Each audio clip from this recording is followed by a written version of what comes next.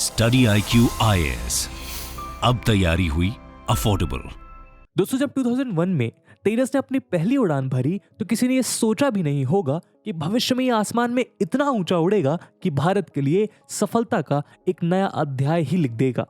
आपको शायद ये जानकर आश्चर्य होगा कि हमारा देश जो अपनी रक्षा के लिए अभी भी फ्लाइंग कॉफिन उड़ाने को मजबूर है, उसकी एक्सटर्नल अफेयर्स मिनिस्ट्री ने बीते हफ्ते ये एक्नॉलेज किया कि अर्जेंटीना ने अपनी एयरफोर्स के लिए made in India Tejas fighter aircraft में अपना इंटरेस्ट शो किया है। साथ ही इसे लेकर अगस्त एंड में अर्जेंटीना विजिट के दौरान इंडिया के external affairs minister S Jaishankar और अर्जेंटीना के फॉरेन मिनिस्टर सैंटियागो कैफिरो के बीच एक लंबी बातचीत का दौर भी चला था। यही नहीं, अगस्त के महीने में पार्लियामेंट में दिए अपने रिटन रिस्पांस में minister of state for defence Ajay Bhatt ने बताया कि तेजस को लेकर रॉयल मलेशियन एयरफोर्स के साथ साथ ऑस्ट्रेलिया, इजिप्ट, यूएसए, इंडोनेशिया और फिलीपींस से भी अलग अलग लेवल पर डिस्कशंस जारी हैं। ऐसे में ये बात तो साफ हो जाती है that the world is indeed interested in our superstar light combat aircraft Tejas. लेकिन इसके साथ एक प्रश्न ये भी उठता है कि ऐसा क्यों है? आखिरकार क्यों ग्लोबल लेवल पर तेजस को लेके इतना ज्यादा इंटरेस्ट है? क्या ये इंटरेस्ट सिर्फ तेजस की सुपीरियर टेक्निकल कैपेबिलिटीज की वजह से है या फिर बात कुछ और है? तो चलिए दोस्तों, आज हम इसी विषय पर चर्चा करते हैं और ये जानने की कोशिश करते हैं कि वो क्या कारण है जिनकी वजह से तेजस और इंडियन डिफेंस सेक्टर ने सारी दुनिया का ध्यान अपनी ओर आकर्षित किया है। लेकिन आगे बढ़ने से पहले दोस्तों, मैं आपको बता दूं कि इस वीडियो की इंपॉर्टेंस यूपीएससी मेंस के पर्सपेक्टिव से काफी ज्यादा है और इस टॉपिक से जुड़े हुए सवाल जीएस पेपर 2 के इंटरनेशनल रिलेशंस और जीएस पेपर 3 के Indianisation of technology and developing new technology से रिलेटेड सेक्शंस में पूछे जा सकते हैं। इसके बारे में हम वीडियो के अंत में और भी बात करेंगे, पर फिलहाल के लिए अपने डिस्कशन को हम आगे बढ़ाते हैं। दोस्तों, स्टडी IQ आप सबके लिए लेके आया है एक बहुत ही खास कोर्स। पहली बार study IQ UPSC pre plus mains के लिए एक फुली लाइव कोर्स लॉन्च करने जा रहा है। इस कोर्स में 900 घंटे से ज्यादा की लाइव क्लासेस होंगी, जिसमें स्टैटिक पोर्शन से लेकर करंट अफेयर्स, ऐसे सीसैट तक सब कुछ कवर किया जाएगा। और साथ ही साथ आपको मिलेगी 1-to-1 मेंटोरशिप, जिसकी वजह से आप अपने मेंटोर से बिना हिचकिचाए अपने डाउट्स को पूछ सकेंगे। और आपके एग्जाम फियर को दूर करने के लिए आपको दिए जाएंगे मॉक पेपर्स प्रीलिम्स एग्जाम के लिए। और साथ ही साथ मेंस की तैयारी को पुरजोर करने के लिए आपसे इस कोर्स में आंसर राइटिंग की प्रैक्टिस भी करवाई जाएगी। और दोस्तों, ये सब कुछ आपको मिलेगा 18,999 के डिस्काउंटेड प्राइस पे अगर आप AG live coupon code use करते हैं। दोस्तों, इन बैचेस में क्लासेस की शुरुआत 14 सितंबर इवनिंग 6 PM से होंगी, जिसकी डिटेल्स आपको पिन कमेंट में मिल जाएगी। तो स्टडी IQ के साथ अब आप भी कहिए कि तैयारी हुई अफोर्डेबल। बाकी सभी अपडेट्स के लिए आप मुझे मेरे सोशल मीडिया हैंडल्स पे फॉलो कर सकते हैं। दोस्तों, ये तो जाहिर सी बात है कि अगर एक प्रोडक्ट अच्छा है तो उसकी डिमांड अपने आप बढ़ जाती है, और इस बात का सबूत हमें लाइट कॉम्बैट एयरक्राफ्ट तेजस की पॉपुलैरिटी ही देती है। तेजस बेशक एक state of art new generation fighter jet है जो अपनी सुपीरियर फ्लाइंग कैपेबिलिटीज, मैन्यूवरेबिलिटी और ईज ऑफ हैंडलिंग से सबका ध्यान अपनी ओर आकर्षित करता है। तेजस एक ऐसा single engine multi role fighter jet है जो अपने क्लास में लाइटेस्ट और स्मॉलेस्ट सुपरसोनिक एयरक्राफ्ट है। साथ ही ये air to air, air to surface, precision guided और स्टैंड ऑफ सभी तरह के मिसाइल्स और वेपनरी को कैरी करने के लिए इक्विप्ड है। इसके अलावा इसका satellite assisted internal navigation system इसे एक 4.5 जनरेशन फाइटर बना देता है। यही कारण है कि तेजस को लेकर एक्सपीरियंस फाइटर पायलट्स का भी यही कहना है कि ये most pilot friendly fighter jet है, जो अपने सुपीरियर एवियोनिक सिस्टम की वजह से पाकिस्तान में करंटली यूज होने वाले अमेरिकन एफ से कई गुना बेहतर है। दोस्तों, उसके अलावा तेजस के डेवलपमेंट के हिस्टोरिकल बैकग्राउंड और उसके स्पेसिफिकेशंस के बारे में और ज्यादा जानने के लिए आप आई बटन पर क्लिक करके तेजस से जुड़े हमारे पिछले वीडियो को देख सकते हैं। लेकिन तेजस के सुपीरियर क्वालिटी के अलावा कुछ रीजंस और भी हैं जिस वजह से ये सभी देश इंडिया द्वारा डेवलप्ड तेजस और उस जैसे दूसरे कैपेबल डिफेंस प्रोडक्ट्स में अपनी दिलचस्पी दिखा रहे हैं। आइए अब हम इन कारणों को भी जरा करीब से जान लेते हैं। दोस्तों, आपको याद ही होगा कि कैसे सेकेंड वर्ल्ड वॉर के बाद से ही दुनिया 2 गुटों में बंट गई थी। इन गुटों में एक तरफ जहां यूनाइटेड स्टेट्स ऑफ अमेरिका था, वहीं दूसरी तरफ सोवियत यूनियन। सोवियत यूनियन के डिसोल्यूशन के बाद ऐसा माना जा रहा था कि ये गुटबाजी भी अब खत्म हो जाएगी, लेकिन ऐसा हुआ नहीं। वैसे तो ये दोनों देश कभी एक दूसरे से सीधे तौर पर नहीं टकराए, लेकिन इनका टकराव हमेशा चलता रहा है। और यही वजह है कि सेकेंड वर्ल्ड वॉर के बाद इन दोनों सुपर पावर्स के बीच जन्मी कोल्ड वॉर और उसी के साथ शुरू हुई आर्म्स रेस कुछ हद तक आज भी जारी है।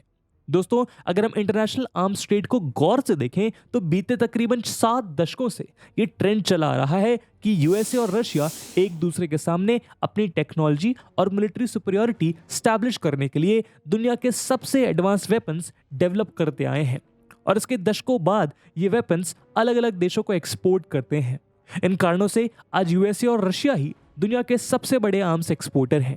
लेकिन दोस्तों, इस आर्म्स एक्सपोर्ट में भी एक ट्रेंड छुपा है। रशिया कभी भी कन्वेंशनल यूएसए अलाइड कंट्रीज को अपने वेपन्स एक्सपोर्ट नहीं करता, और ठीक उसी तरह यूएसए रशियन अलाइड कंट्रीज में अपने वेपन्स नहीं पहुंचाता। आज अगर हम ध्यान से देखें तो ये दुनिया इस डिफेंस एक्सपोर्ट की वजह से अभी भी 2 गुटों में बटी नजर आती है। दोस्तों, समय के साथ बढ़ते हुए कॉन्फ्लिक्ट्स ने ये बात तो साफ कर दी है कि आज एक कंट्री का डिफेंस स्ट्रांग होना बेहद जरूरी है। यही वजह है कि आज दुनिया में एनर्जी और आर्म्स 2 ऐसी चीजें हैं जिनके बल पर किसी भी देश को अपनी शर्तों को मानने पर मजबूर किया जा सकता है। इसका प्राइम एग्जाम्पल हम रशिया यूक्रेन वॉर में ही देख सकते हैं, जहां रशिया पर इकोनॉमिक सैंक्शन लगाने के बावजूद यही यूरोप रशिया से एनर्जी सप्लाई लेने को विवश है। साथ ही जब रशिया और यूक्रेन का युद्ध शुरू हुआ तब इंडिया और Russia S-400 missile defence system की डील के बीच में थे, जिसे इंडिया की तरफ से इस युद्ध के शुरू हो जाने के बाद भी कंप्लीट किया गया, और इसे लेकर यूएसए ने सख्त एतराज भी जताया था।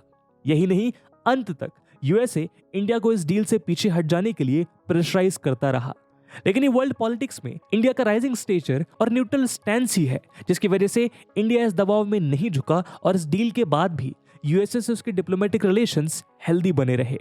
यही नहीं, 15 अगस्त 2022 को रशियन प्रेसिडेंट व्लादिमीर पुतिन ने मॉस्को में हुए एनुअल आर्म्स शो के दौरान कहा कि रशिया के वो एलाइज जिन्होंने रशिया यूक्रेन वॉर के दौरान वेस्टर्न वर्ल्ड के दबाव में ना आकर रशिया का साथ दिया है, उन्हें वो मोस्ट एडवांस वेपन्स और मिलिट्री कोऑपरेशन प्रोवाइड करेगा। साथ ही पुतिन का कहना था कि मल्टीपोलर वर्ल्ड को डेवलप करने में रशिया के इस आर्म्स एक्सपोर्ट का बड़ा हाथ है, और रशिया की तरफ से होने वाले यही आर्म्स एक्सपोर्ट वर्ल्ड को वेस्टर्न डोमिनेशन से बचाए हुए हैं। वहीं दूसरी ओर इस युद्ध के दौरान नेटो अलाइज भी यूक्रेन को आर्म सप्लाई देके सपोर्ट कर रहे हैं। दोस्तों, इन 2 रिसेंट एग्जाम्पल से ही हम समझ सकते हैं कि वर्ल्ड पॉलिटिक्स में डिफेंस एक्सपोर्ट्स का क्या योगदान है। इन्हीं कारणों से किसी भी कंट्री के लिए अपने डिफेंस सिस्टम को डेवलप करने और अपनी सिक्योरिटी को इंश्योर करने के लिए इनमें से किसी एक मेजर एक्सपोर्टर का एलाई बनना मजबूरी हो जाता है।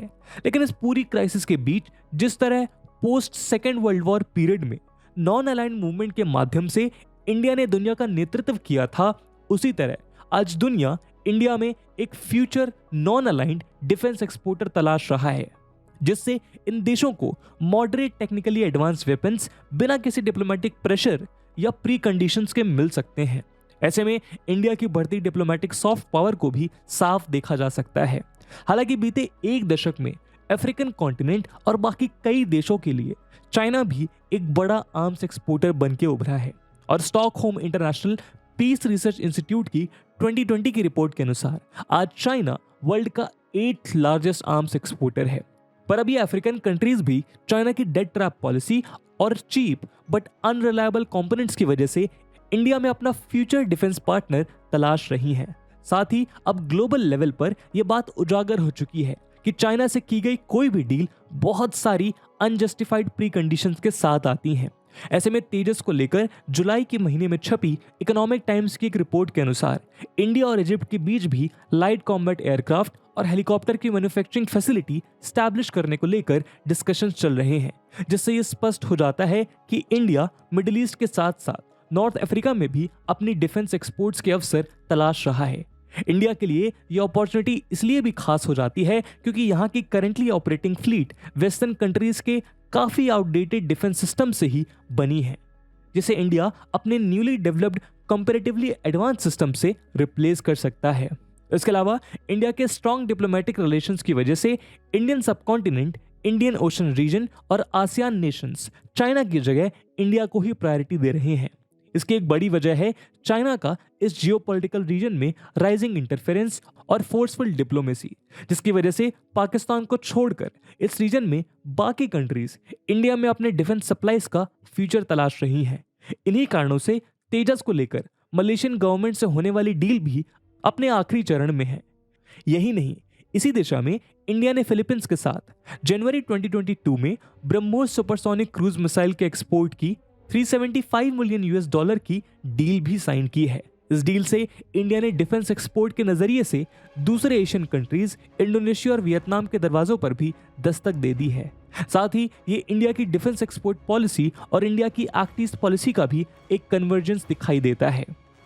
वहीं कुछ मिडिल ईस्टर्न कंट्रीज जैसे यूएई और सऊदी अरेबिया के साथ भी ब्रह्मोस मिसाइल और आकाश एयर डिफेंस मिसाइल्स के एक्सपोर्ट को लेकर बातचीत जारी है।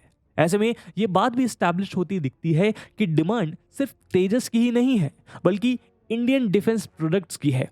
इसलिए दोस्तों, आइए अब इंडिया की डिफेंस एक्सपोर्ट के स्टेटस को भी जरा करीब से जान लेते हैं। दोस्तों, इंडिया की यूनिक जियोपॉलिटिकल पोजीशन की वजह से इंडिया के लिए उसके डिफेंस को मजबूत करना एक्सट्रीमली इंपॉर्टेंट हो जाता है। यही कारण है कि ग्लोबल फायर पावर इंडेक्स 2022 में इंडिया 4th रैंक पर था। लेकिन अपने डिफेंस इक्विपमेंट और इस फील्ड में टेक्नोलॉजिकल एडवांसमेंट के लिए अब तक इंडिया बहुत हद तक इंपोर्ट्स पर ही निर्भर कर रहा है। सिप्री की trends in international arms transfer 2021 report के अनुसार इंडिया वर्ल्ड का लार्जेस्ट आर्म्स इंपोर्टर है, पर बीते सालों में इसमें तेजी से अंतर आ रहा है। सिप्री के अवेलेबल डेटा के अनुसार डिफेंस इक्विपमेंट के टॉप इंपोर्टर्स में इंडिया अकेली ऐसी कंट्री है जिसने बीते सालों में अपनी इंपोर्ट रिलायंस को सिग्निफिकेंटली कम किया है। इंडिया ने अपने डिफेंस इंपोर्ट्स को 2012 से 2016 के कंपैरिजन में 2017 से 2021 के बीच 21% तक कम किया है। यही नहीं, मिनिस्ट्री ऑफ डिफेंस के डेटा के अनुसार देश के आर्म्स एक्सपोर्ट्स में भी 2014 से 6 गुना की बढ़ोतरी हुई है। आपको ये जानकर गर्व महसूस होगा कि minister of state in ministry of defence ने लोकसभा में दिए अपने रिटन रिप्लाई में बताया कि इंडिया के डिफेंस एक्सपोर्ट जो फिस्कल ईयर 2015 में महज ₹1941 करोड़ के थे, 2021 एंड 22 में बढ़कर 11,607 करोड़ के हो गए हैं। वहीं additional secretary in the department of defence production Sanjay Jaju की जुलाई 2022 में रिलीज हुई ब्रीफिंग के अकॉर्डिंग 2021 एंड 22 में ये ₹13,000 करोड़ हो गया है, जिसमें 70% कंट्रीब्यूशन प्राइवेट सेक्टर से है, जबकि बाकी 30% पब्लिक सेक्टर से आया है। गवर्नमेंट का टारगेट इसे 2025 तक ₹36,500 करोड़ तक ले जाने का है। ऐसे में अगर हम पास्ट में यूएसए, फ्रांस और ब्रिटिश डिप्लोमेटिक रिलेशंस को देखें तो हम पाएंगे कि वो हमेशा अपने डिप्लोमेटिक डील्स में प्राइवेट डिफेंस कंपनीज को पुश करते रहे हैं। ठीक उसी तरह इंडियन गवर्नमेंट भी अपने बढ़ती सॉफ्ट पावर और डिप्लोमेटिक रिलेशंस का फायदा उठाकर भविष्य में पीएसयूज द्वारा बिल्ड टेक्नोलॉजीज के अलावा अपने प्राइवेट डिफेंस सेक्टर की ग्रोथ के लिए इन डील्स को भी पुश कर सकती है। इसके अलावा अपनी डिफेंस या मिलिट्री डिप्लोमेसी के तहत इंडिया ग्लोबल लेवल पर बायलेटरल और मल्टीलेटरल मिलिट्री, नेवल और एयरफोर्स एक्सरसाइजेज में भी बढ़ चढ़कर हिस्सा ले रही है। वहीं रशिया, इजराइल, यूएस और जापान जैसे देशों के साथ बिना किसी गुटबाजी में पड़े इंडिया के बढ़ते टेक्नोलॉजी ट्रांसफर्स और जॉइंट वेंचर्स से इंडिया का डिफेंस सेक्टर में टेक्नोलॉजिकल एडवांसमेंट भी हो रहा है, जिसके चलते इस सेक्टर में इंडिया का दबदबा बढ़ता देखा जा सकता है। ऐसे में जियोपॉलिटिक्स और वर्ल्ड डिप्लोमेसी में इंडिया की rising stature, non partisan neutral image और एडवांसिंग डिफेंस टेक्नोलॉजी का फायदा उठाकर इंडिया अपने current 20th biggest defence exporter की रैंक से उठकर फ्यूचर में एक मेजर डिफेंस एक्सपोर्टर बन सकता है, जो डिफेंस के सेक्टर में इंडिया के सेल्फ रिलायंस के लिए एक पॉजिटिव स्टेप होगा।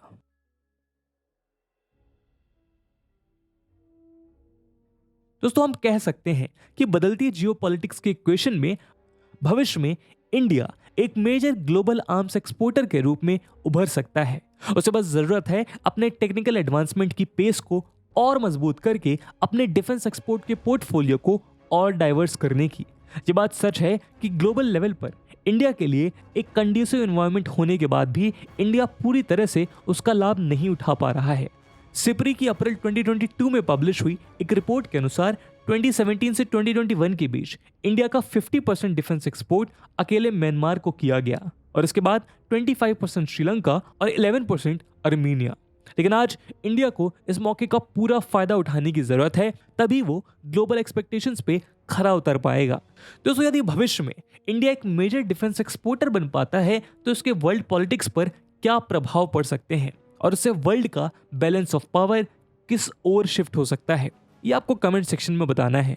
और जैसा कि हमने वीडियो के पहले भाग में बताया कि इस वीडियो की इंपॉर्टेंस यूपीएससी मेंस के पर्सपेक्टिव से काफ़ी ज़्यादा है, और उसी इंपॉर्टेंस को देखते हुए एक सवाल हम आपके लिए छोड़कर जा रहे हैं जिसको आपको कमेंट सेक्शन में आंसर करना है। And the question is, what are the factors that have led to India's growth in defense exports?